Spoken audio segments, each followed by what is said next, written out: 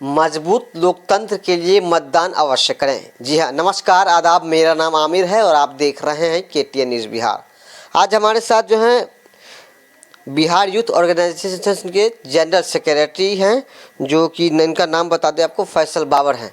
और सीधा बात करेंगे, ये एक अभियान को लेकर आज कटिहार पहुंचे हुए थे। सीमांचल के कई इलाके में जो है, कई ज़िले में जो है इनका जागरूकता अभियान, यूँ कह लें कि मतदाता को जागरूक कर रहे हैं। जी बहुत बहुत शुक्रिया सर। बहुत बहुत धन्यवाद आमिर साहब। कैसे हैं आप? जी बहुत अच्छे हैं, आप कैसे हैं? बस ठीक है। हम भी आखिर मतदाता को जागरूक कर रहे हैं, क्या लगता है कहीं जागरूक नहीं है क्या वो? देखिए, ऐसी कोई बात नहीं है। मतदाता जो हैं वो जागरूक हैं, लेकिन जागरूक करने का मकसद ये है कि बहुत सारे लोग अभी भी हमारे बिहार में क्या है कि अपने राइट्स को नहीं समझते हैं, वोट की अहमियत को नहीं समझ पाते हैं। क्योंकि हम और आप सबको मालूम है कि हमारा जो बिहार है, यहाँ लिटरेसी रेट बहुत कम है। तो जो अशिक्षित लोग हैं वो अपने मत के राइट को सही से नहीं समझ पाते हैं, जिसको कुछ लोग मोबिलाइज़ कर लेते हैं, चाहे वो धन के बल पर हो, बाहुबल के बल पर हो, पैसे के बल पर हो, और जिसके बाद जो है उसके वोट के साथ जो है दुरुपयोग किया जाता है। तो अभी बिहार यूथ ऑर्गेनाइजेशन जो है ये पूरे बिहार में जो है वोटर जागरूकता अभियान चला रही है, जिसमें हमारा मकसद ये है, हमारा उद्देश्य ये है कि समाज में जो अंतिम पंक्ति में जो लोग हैं वो अपने वोट की अहमियत को समझे। और क्योंकि लोकतंत्र में जो है वोट जो है वो रीढ़ की हड्डी के समान है। अगर लोकतंत्र में वोट की अहमियत लोग नहीं समझेंगे, फिर लोकतंत्र जो है वो ख़त्म हो जाएगा। वोट की अहमियत कैसे समझा रहे लोग कि क्या क्या बातों को बताना पड़ रहा है जो मतदाता है? देखिए, बेसिकली अभी हम लगातार कई डिस्ट्रिक्ट्स में जा रहे हैं, कई ज़िलों में हमारे जो कार्यकर्ता हैं, हमारे जो कैडर हैं, वो लगातार अलग अलग क्षेत्रों में, अलग अलग गांव में, अलग अलग मोहल्लों में, अलग अलग ज़िलों में जाकर के जो है समाज के लोगों को समझाने का काम करते हैं कि आपका जो वोट है वो बहुत अहमियत रखता है। आप जो हैं लोकतंत्र में आपका महत्वपूर्ण हिस्सा है, इसलिए आप अपने मत का जो है दुरुपयोग नहीं कीजिए, सदुपयोग कीजिए। आपके जो मुद्दे हैं समाज के, जो आपके लोकल इशूज़ हैं, आप उन मुद्दों आधारित जो है वोटिंग कीजिए। आप किसी के जाति के नाम पर, धर्म के नाम पर, बाहुबली के नाम पर, पैसे के नाम पर, धनबल के नाम पर जो है आप वोट का दुरुपयोग नहीं कीजिए, बल्कि आप अपने वोट का जो है समाज को फ़ायदा पहुंचाने के लिए उपयोग कीजिए। क्योंकि वोट जो है वो लोकतंत्र में एक महत्वपूर्ण स्थान रखता है। देखा जाता है कि जब जब बिहार में विधानसभा चुनाव या कोई भी चुनाव होते हैं, तो जैसे जैसे मतदान की तिथि नज़दीक आती है ना, तो वैसे कहीं ना कहीं जाति धर्म के नाम लोग बंट जाते हैं और विकास के मुद्दे से हटकर जाति धर्म के मुद्दों को लेकर वोट कर देते हैं। वैसे लोगों के लिए क्या कुछ मैसेज है? देखिए, इसमें तो एक तो हमारे जो यहाँ के राजनेता हैं, जो पॉलिटिकल पार्टी हैं, जो राजनीतिक दल हैं, वो तो हमेशा ये चाहती हैं कि भाई हम लोगों को बांटें, कभी जाति के नाम पर बांट दें, धर्म के नाम पर बांट दें, जो है ताकि जो है लोग असल मुद्दों से भटक जाए, शिक्षा के मुद्दों से भटक जाए, रोज़गार के मुद्दों से भटक जाए, और जो असल मुद्दे हैं वो गौन हो जाए, और जाति के नाम पर जो है लोग वोट करें, और ताकि समाज में कोई क्वेश्चन करने वाला खड़ा नहीं हो, प्रश्न हमारे कामों पर खड़ा ना हो, बल्कि लोग जाति और धर्म के मुद्दों में उलझ कर रह जाए। इससे कैसे बचा जाए सर? इससे तभी बचा जा सकता है कि जब समाज के सभी लोग, जो खासकर जो शिक्षित लोग हैं, जो पढ़े लिखे लोग हैं, वो समाज के हर लोगों की ये जिम्मेदारी है। सिर्फ ये बिहार यूथ ऑर्गेनाइजेशन की जिम्मेदारी नहीं है, बल्कि बिहार के हर वो आम नागरिक की जिम्मेदारी है जो लोकतंत्र की अहमियत को समझते हैं। वो घर घर जा कर के जो है लोगों को वोटों की अहमियत समझाए, और वोट जो है ये बताए कि भाई आपका वोट जो है वो बहुत महत्व रखता है लोकतंत्र में। इसलिए आप अपने वोट को किसी के कहने पर, किसी के बहकावे में या किसी के लालच में अपने वोट का जो है दुरुपयोग नहीं करें, बल्कि आपका वोट जो है किसी भी लोकतंत्र को मजबूत कर सकता है, बल्कि किसी भी व्यक्ति का भविष्य बना सकता है, किसी भी राज्य का भविष्य बना सकता है। तो आप अपने वोट से राज्य का भविष्य बनाएं, बल्कि भविष्य बनाने में कोई बाधा ना हो, ऐसी स्थिति आप पैदा न करें, बल्कि समाज में जो अच्छे लोग हैं उसको आप चयन करके अपने पार्लियामेंट विधानसभा में भेजने की कोशिश करें, ताकि जो आपके मुद्दे हैं वो मुद्दों को उठाए वहाँ पर। सीमांचल के कई इलाके आपने भ्रमण किए हैं, तो क्या कुछ समझ में आया कि क्या मुख्य समस्याएं हैं? देखिए, सीमांचल तो आप सच्चर कमेटी की रिपोर्ट आपने देखा होगा, जस्टिस सच्चर कमेटी की रिपोर्ट। जस्टिस सच्चर कमेटी की जो रिपोर्ट है 2006 की, आप देखेंगे जब आप उसको पढ़ेंगे तो बिहार का जो खासकर सीमांचल के जो डिस्ट्रिक्ट्स हैं, आपको पूर्णिया, कटिहार, अररिया, किशनगंज, ये बहुत बैकवर्ड है, एजुकेशनली बैकवर्ड है, सोशली बैकवर्ड है, और उसके बाद जो है पॉलिटिकली बैकवर्ड है। यहाँ पर जो है अच्छी शिक्षा नहीं है, अच्छे स्कूल नहीं हैं, यहाँ पर यूनिवर्सिटी की कमी है, लोगों के जो हैं मुद्दे हैं, अच्छी सड़कें नहीं है, यहाँ के बच्चे जो हैं शिक्षा के लिए पलायन करते हैं, यहाँ पर जो है कोई मतलब जो है उद्योग धंधे नहीं हैं, कोई इंडस्ट्री नहीं है।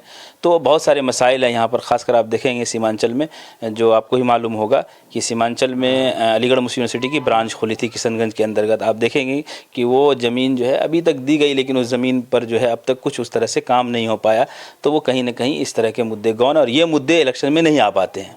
तो हमारा कंसर्निंग यही है कि भाई समाज के लोग, खासकर सीमांचल के लोगों को इसका ध्यान रखना चाहिए कि भाई आपके जो मुद्दे हैं, शिक्षा के मुद्दे, रोजगार के मुद्दे, स्वास्थ्य के मुद्दे, सड़कों के मुद्दे, इन मुद्दों पर आप वोट करें। आप जाति धर्म के नाम पर बटकर वोट ना करें।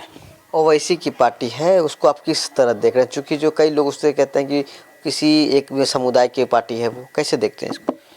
देखिए, भारत की राजनीति में असदुद्दीन ओवैसी साहब एक बड़ा नाम है, और ख़ास करके जो है आप देखेंगे उनको तो उनकी पॉलिटिकल समझ और उनके काम करने के तौर तरीके जो हैं वो अपने हिसाब से काम करते हैं। और क्योंकि हम और आप जानते हैं कि भारत जो है एक लोकतांत्रिक देश है, और लोकतांत्रिक देश में सभी राजनीतिक दल को जो है चुनाव लड़ने का अधिकार है। कोई भी व्यक्ति चुनाव लड़ सकता है, कोई भी व्यक्ति जो है मतलब जो है चुनाव लड़ करके विधानसभा पार्लियामेंट में पहुंच सकता है, और कोई भी व्यक्ति अपना दल बना सकता है।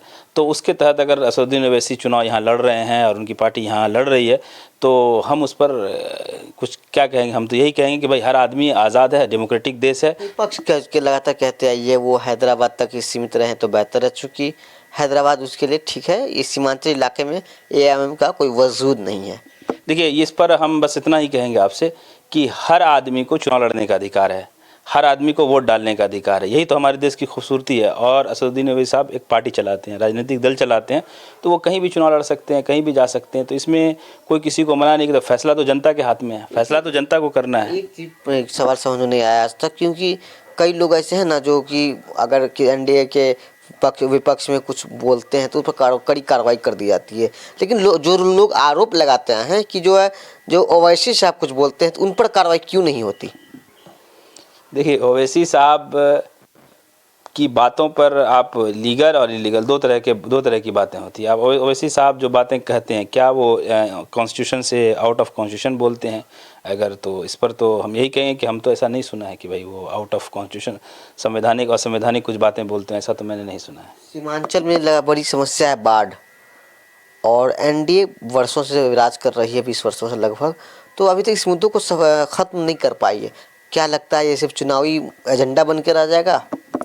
देखिए, मेरा तो वही हम आपको बता रहे हैं कि हम यही चाह रहे हैं कि लोगों के जो मुद्दे हैं वो मुद्दे बाहर आने चाहिए। आप देख लिए सीमांचल में बाढ़ का एक सबसे बड़ा मसला जो आप भी बता रहे हैं, और ये पूरा देश भी जानता है कि यहाँ हर साल जो है बाढ़ आते हैं कोसी की वजह से, और इसमें लाखों घर जो हैं वो ख़त्म हो जाते हैं, लाखों परिवार बर्बाद हो जाते हैं। उसका कोई मतलब जो है सुव्यवस्थित व्यवस्था हमारी सरकार के पास नहीं है। इसमें आप कोई भी सरकार, अब विगत 20 साल से जो है एनडीए की सरकार है बिहार में, आप देख रहे हैं कि इन 20 सालों में क्या सीमांचल के इशूज़ पर, किन इशूज़ पर काम किया गया। आप यहाँ पर न तो मैंने आपको बताया कि कोई ऐसा विश्वविद्यालय है, कोई यूनिवर्सिटी है कि यहाँ 4 डिस्ट्रिक्ट्स पे एक यूनिवर्सिटी अभी दिया गया है। फिलहाल आप पूर्णिया विश्वविद्यालय को पूर्णिया को जो है यूनिवर्सिटी का दर्जा दिया गया है। तो इतनी बड़े क्षेत्र में, इतनी बड़ी आबादी में वो भी आप 2018 के बाद एक यूनिवर्सिटी दे रहे हैं, तो ये तो और दर्शाता है कि सीमांचल कितना बैकवर्ड है। अल्पसंख्यक 18% है, और मुकेश सहनी की भी कुछ कम ही, उससे कम ही है परसेंटेज की में। लेकिन जो है जो महागठबंधन की जो बातें बनी है उसमें डिप्टी सीएम मुकेश सहनी घोषित बोलते हैं कि अगर उनकी जीत होती है तो डिप्टी सीएम के लिए चेहरा जो है वो मुकेश सहनी। तो अल्पसंख्यक क्यों नहीं हो सकता है डिप्टी सीएम? फिर देखिए, अल्पसंख्यक डिप्टी सीएम, आप क्या कहना चाह रहे हैं? आप ये कहना चाह रहे हैं? कहने का मतलब ये है कि मुकेश सहनी एक फेस है जी। उनकी, जो मुकेश सहनी की जो जाति संघ के लोग आते हैं वो उसका परसेंटेज लगभग 10 से भी कम है, और अल्पसंख्यक की बात कर लें अगर हम, उसका परसेंटेज 18 है लगभग, ठीक है। तो उन्हें कम वाले को आप डिप्टी सीएम बना सकते हैं, उससे ज़्यादा जो परसेंटेज 18% अल्पसंख्यक के लोग हैं, वो अल्पसंख्यक डिप्टी सीएम क्यों नहीं बन सकता?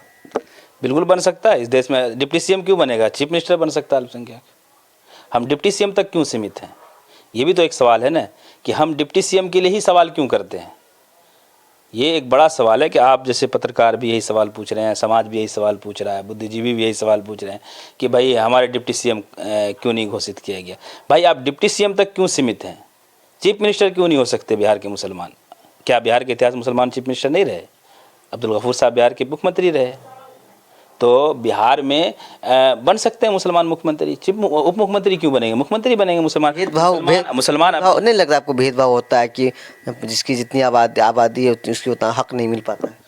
देखिए, ये तो बिल्कुल सही बात है कि जिसकी जितनी हिस्सेदारी उसको उतनी भागीदारी मिलनी चाहिए। लेकिन ये मिलने के लिए तो इसके लिए तो वही तो हम बोल रहे हैं कि लोगों के अंदर जो है जागरूकता, सबसे पहले जो राजनीतिक जागरूकता है, ये जब तक किसी भी लोगों के पास नहीं आएगा तो वो अपने हक के लिए नहीं लड़ सकते, अपने हुकूक के लिए नहीं लड़ सकते।